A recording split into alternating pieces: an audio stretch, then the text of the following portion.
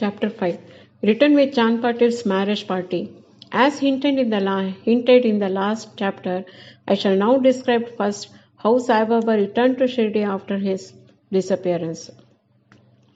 They lived in the Aurangabad district, Nizama state, in a village called Dhoop, a well-to-do Mohammedan gentleman by name Chand Patil. While he was making a trip to Aurangabad, he lost his mare. For 2 long months he made a diligent search but could not get the trace of the lost mare. After being disappointed, he returned from Aurangabad with the saddle on his back. After travelling 4 course and a half, he came on the way to a mango tree at the foot of which sat a fakir, a queer fellow. He had a cap on his head, wore kafni, and had a satka under his arm, and he was preparing a smoke chilam. On seeing Chand Patil pass away, he called out to him and asked him to have a smoke and to rest for a while. The queer fellow or fakir asked him about the saddle. Chand Patil replied that it was of his mare, which was lost some time back. The fakir asked him to make a search in the nala close by. He went, and wonder of wonders, he found the mare there. He thought that the fakir was not an ordinary man, but an Avaliya, a great saint. He returned to the fakir with the mare.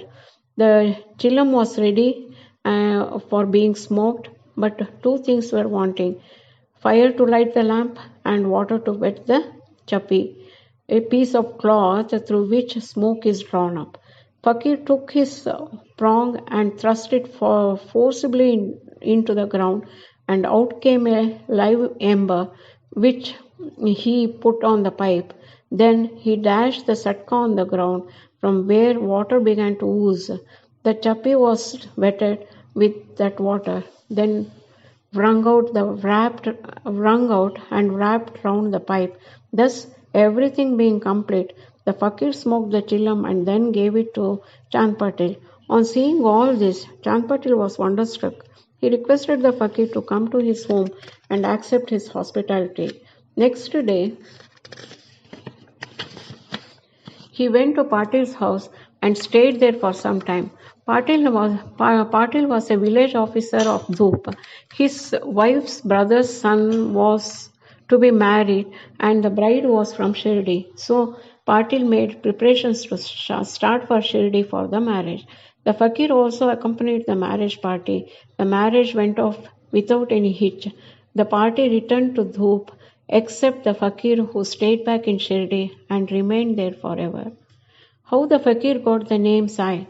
When the marriage party came to Shirdi, it alighted at the foot of the banyan tree in Bhagat Malsapati's field near Khandoba's temple. The carts were loosened in the open courtyard of Khandoba temple, and the members of the party descended one by one, and the fakir also got down. Bhagat Malsapati saw the young fakir getting down and accosted him, "Ya Sai, welcome Sai." Others also addressed him as Sai, and thenceforth he became Sai Baba. Contact with other saints. Sai Baba began to stay in the deserted masjid. One saint named Devidas had been living in Shirdi for many years before Baba came there. Baba liked his company. He stayed with him in the Maruti temple in the Chowdi and for some time lived alone.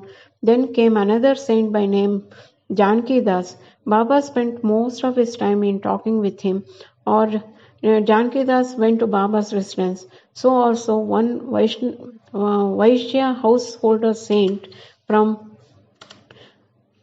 Puntambe by name Gangagir also frequented Shirdi. When he first saw Sai Baba carrying pitchers of water in both hands for watering the garden, he was amazed and said openly, "Blessed is Shirdi that it got this precious jewel." This man is carrying water today, but he is not an ordinary fellow. As his land was fortunate and meritorious, it secured this jewel. So also one famous saint by Anandanath of Yavala Math, a disciple of Akkalkot Maharaja, came to Shirdi with some people. When he saw Sai Baba, he said openly, "This is a precious diamond. In reality, though he looks like an ordinary man, he is not a ordinary stone, but a diamond. You will realize this in the near future." Saying this, he returned to Yavala. This was said while Sai Baba was an youngster. Baba's dress and daily routine. In his young days, Sai Baba grew the hair on his head, never had his head shaved. He dressed like an athlete. When he went to Rahata, 3 miles from Shirdi, he brought with him small plants of marigold, jai and jui, and after cleaning them, he planted and watered them. A devotee by name Vaman Tatya supplied him daily 2 unbaked earthen pitchers, with these Baba himself used to water the plants. He drew water from the well and carried the pitchers on his shoulders. In the evening, the pitchers were kept in the foot of the neem tree. As soon as they were placed there, they broke, as they were made of mud and not baked. Next day, Tatya supplied 2 fresh pitchers. This course went on for 3 years, and with Sai Baba's toil and effort, there grew a garden. On this site at present stands the big mansion Samadhi Mandir of Baba, which is now frequented by many devotees. The story of Padukas under the neem tree. A devotee of Akkalkot Maharaj by name Bhai Krishnaji Alibakar worshipped the photo of Akkalkot Maharaj. He once thought of going to Akkalkot, take a darshan of the Padukas of the Maharaj and offer his sincere prayer there. But before he could go there, he got the vision in his dream. Akkalkot Maharaj appeared in the vision and said to him, "Now Shirdi is my resting place. Go there and offer your worship." So Bhai changed his plan and came to Shirdi, worshipped Baba, stayed there for 6 months and was happy. As a reminiscence of this vision, etc., he prepared the Padukas and installed them on an auspicious day of Shravan Shaka 1834 under the neem tree with the ceremonies and formalities conducted by Dada Kelkar and Upasani. One Dikshit Brahmin was appointed for worship, and the management was entrusted to devotee Sagun. Complete version of this story. Mr. B.V. Dev, retired Mamaldar of Thana and a great devotee of Sai Baba, made enquiries about this matter with Shagun Meru Naik and Govind Kamalkar Dikshit and has published a full version of the Padukas in Sai Leela, Volume 2, Number 1, page 25. It runs as follows. In 1834 Shaka, 1912 AD, one Dr. Ramarao Kothare of Mumbai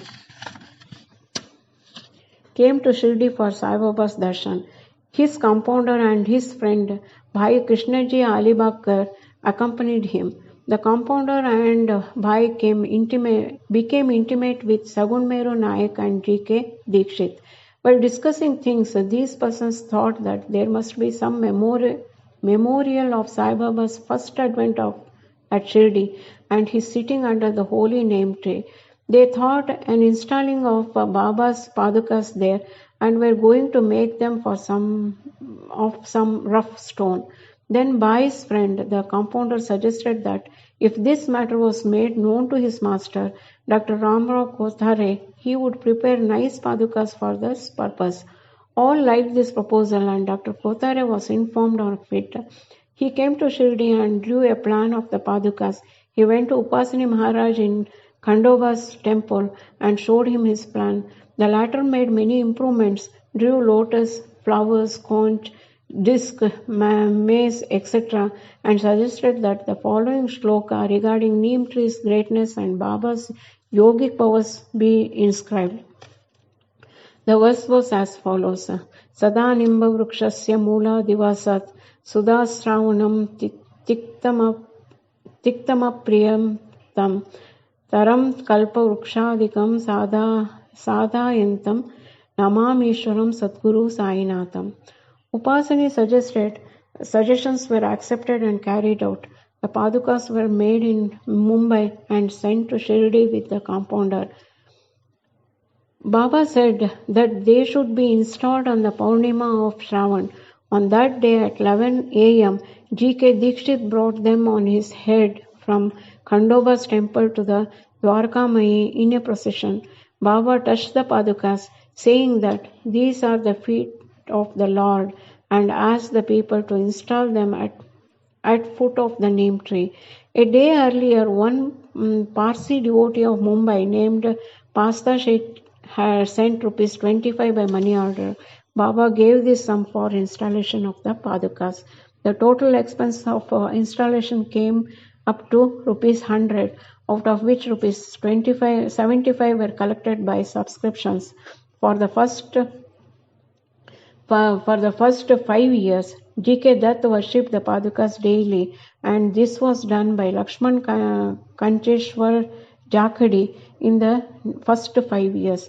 Dr. Kothare sent rupees 2 per month for lighting the lamp, and he also sent the railing round the Padukas.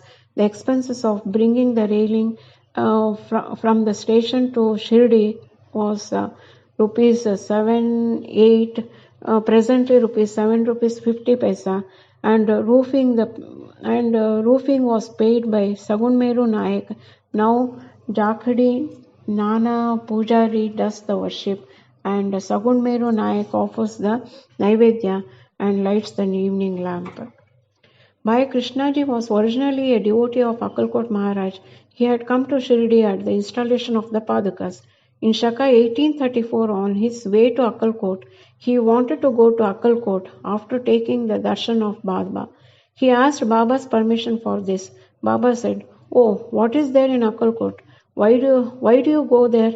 The Maharaj of that place is here myself." Hearing this, Bhai did not go to Akkalkot. He came to Shirdi off and on after the installation of the Padukas. Mr. B.V. Dev concluded that Hemar Pant did not know these details. Had he known them, he would not have failed to depict them in his Satcharitra. Wrestling bout with Mohiuddin Tamboli and change in lifestyle. To return to other stories of Baba, there was a wrestler in Shirdi by name Mohiuddin Tamboli. Baba and he did not agree on many points, and both had a fight. In this, Baba was defeated. Thenceforth, Baba changed his dress and mode of living. He donned kafni over a langot and covered his head with a piece of cloth. He took a piece of sackcloth for his bed and was content with wearing torn and worn rags. He always said that poverty is better than kingship, far better than lordship. The Lord is always brother of the poor. Gangagir was also very fond of wrestling. Once, while he was wrestling, a similar feeling of dispassion descended over him, and at the proper time he heard the voice of an adept saying that he should wear out of his body, playing with God. So he too gave up sansara and turned towards God realization. He established a mutt on the banks of the river near Puntambe and lived there with his disciples. Sai Baba did not mix and speak with the people. He only gave answers when he was questioned. By day, he always sat under the neem tree, sometimes in the shade of the babul tree near the stream on the outskirts of the village. In the afternoon, he used to walk at random and go at times to Neemgaon. There, he frequented the house of Bala Saheb Dengle. Baba loved Mr. Bala Saheb. His younger brother, named Nana Saheb, had no son. Though he married a second wife, Bala Saheb sent Nana Saheb for taking darshan of Sai Baba, and after some time, with his grace, Nana Saheb got a son. From that time onwards, people began to come in large numbers to see Sai Baba, and his fame began to spread and reach Ahmednagar. From thence, Nana Saheb Chandorkar and Keshav Chidambar, and many others began to come to Shirdi. Baba was surrounded by his devotees during the day and slept at night in an old and dilapidated masjid. Baba's paraphernalia at this time consisted of a chillum, tobacco, a tumbler, that is a tin pot, long kafni, a piece of cloth round his head, and a satka, which he always kept with him. The piece of white cloth on the head was twisted like a matted hair and flowed down from the left ear of his back. This was not washed for weeks. He wore no shoes, no sandals. A piece of sackcloth was his seat for most of the day. He wore a kaupin, and for warding off cold he always sat in front of Dhuni facing south, with his left hand resting on the wooden railing. In that Dhuni he offered an oblation of egoism, desires, and always uttered Allah Malik. God is the sole owner. The masjid in which he sat was only of 2-room dimensions, where all devotees came and saw him. After 1912, there was a change. The old masjid was repaired and a pavement was constructed. Before Baba came to live in this masjid, he lived for a long time in a place, Takia, where with gungru tight on his ankles, Baba danced beautifully and sang with tender love. Turning water into oil. Sai Baba was very fond of lights. He used to borrow oil from shopkeepers and keep lamps burning the whole night in the masjid and temple. This went on for some time. The Baniyas who supplied oil gratis once met together and decided not to give him oil. When, as usual, Baba went to ask them for oil, they all gave him a distinct no. Unperturbed, Baba returned to the masjid and kept the dry wicks in the lamps. The Baniyas were watching him with curiosity. Baba took the tumbler, which contained water and very few drops of oil, and put water into it and drank it, and then forced it out to fall into the container. After consecrating the tin pot in this way, he again took the water from the tin pot and filled all the lamps with it and lighted them. To the surprise and dismay of the watching Baniyas, the lamps began to burn and kept burning the whole night. The Baniyas repented and apologized, and Baba forgave them and asked them to be more truthful in future. The pseudo-guru Jawhar Ali, 5 years after the wrestling bout above mentioned, one fakir from Ahmednagar by name Jawhar Ali came to Rahata with his disciples and stayed in Bakhar near Veerabhadra temple. The fakir was learned, could repeat the whole Quran, and had a sweet tongue. Many religious and devout people of the village came to him and began to respect him. With the help of the people, he started to build an Eidgah, a walled enclosure in which Mohammedans pray on Eid day near the Veerbhadra temple. There was some quarrel about this affair, on account of which Jawhar Ali had to leave Rahata. Then he came to Shirdi and lived in the masjid with Baba. People were captured by his sweet talk, and he began to call Baba his disciple. Baba did not object and consented to be his chela. Then both Guru and chela decided to return to Rahata and live there. The Guru, the teacher, never knew his disciple's worth, but the disciple knew the shortcomings of the Guru. Still he never disrespected him, observed carefully his duties. He even served the master in various ways. They used to come to Shirdi off and on, but their mainstay was at Rahata. The loving devotees of Baba in Shirdi did not like that Baba should stay away from them in Rahata. So they went in deputation to bring Baba back to Shirdi. When they met Baba near Eidgah and told the purpose of which they have come. Baba said to them that the fakir was an angry, ill-tempered fellow. He would not leave him, and that they should better go back to Shirdi without him before the fakir returned. Thus, while they were thus talking, the fakir turned up and was very angry with them and for trying to take away his disciple. There was some hot discussion and